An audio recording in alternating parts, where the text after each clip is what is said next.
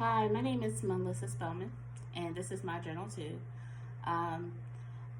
After reading chapter 1 and watching the videos, some of the key concepts that stood out to me were modeling behavior, teaching personal responsibility, lesson planning, setting expectations, and professionalism. I thought Mr. Hester, he was an interesting teacher. I was kind of taken aback by his approach because he was very engaged, and he did try to get to know the children individually. By when they came in the classroom, he acknowledged them by their name. And a lot of teachers don't try to get to know students, be that personable with students. But he did. He was able to make individual connections, and I like that about him.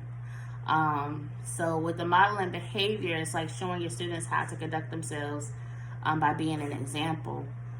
So when teachers don't care, likewise the students won't care. So I thought Mr. Hester demonstrated this in his classroom because he was so passionate, and it resonated with his students. And his students even kind of mimicked his temperament, from what I could tell. And with personal responsibility, that key point, my main takeaway from that was that fostering personal responsibility or responsible behavior is a key to managing the classroom, and that will be the most challenging. That's what the chapter said. So teaching personal responsibility, I think, is a way to curb the behavior so that students will think through their decisions. And I try to practice that with my 6th grade students.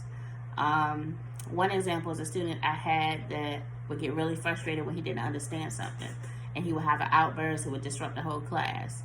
So what I would do with him is say, okay, now what do we do when we get frustrated? What do we do when we don't understand something? And he would reply, we ask for help. And then, from there, throughout the school year, we will always remind him when he started to get frustrated. And at a certain point, we wouldn't have to remind him. He would catch himself, raise his hand, and ask for help instead of having an outburst and balling up his paper because he didn't understand. And my lead teacher, I always thought she was really good with dealing with students when they had behavior problems in the classroom. So if they would get in an argument, she would always take them to the side and let each one of them repeat what happened, and the other one had to listen. And then she would ask them, now, how can each of you have handled that differently? And then they each would reply. And then she would say, well, next time when you find yourself in this situation, how can you handle it? Whether it be at home or in another class, how are we going to handle it? And the technique she used, it always diffused the situation. So I always thought that was really neat how she did that. And it kind of made them sit back, made them think. So when things like that would happen again, they would catch themselves before they react or before they do something or say something that was harmful to the other student or disruptive to the class. I thought lesson planning and setting expectations kind of went together to me, because I saw that lesson planning kind of gives you that structure and that flow. And Mr. Hester, he had that in his class because he kind of had a plan for the day. And I remember when he was doing that activity with the students, and he was like, well, my Bell 1 and Bell 2 did it this way. Let's see how you guys do. And I think the structure that lesson planning gives, students know what to expect. So it's kind of like setting those expectations. I know when I come to this class, this, and this is going to happen. Professionalism, that was probably one of my favorite sections to read, just because it kind of dealt with the teacher setting the tone and the atmosphere of the classroom.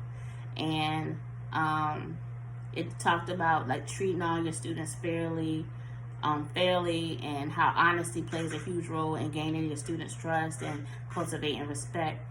And just being genuine, being upbeat, being approachable, being helpful, communicating clearly what is expected, and letting the students know, I want you to succeed, I want you to be successful. And like professionalism is just like kind of like your character, really. And it's so influential in your classroom management style, like just who you are as a person. So that's kind of what I got from the chapter. And I think one of the things I thought was a little overwhelming was that, your students' behavior and the effort they put forth and like their success, it really does rely on you. And that does, like, thinking about that, all that responsibility that's on a teacher is a little bit overwhelming. But I know, like, through these courses and through these classes and student teaching and different things, we will learn how to do that. But just the thought of it is a little bit overwhelming. But that's my take. That's my journal for this week, and I'll see you next time.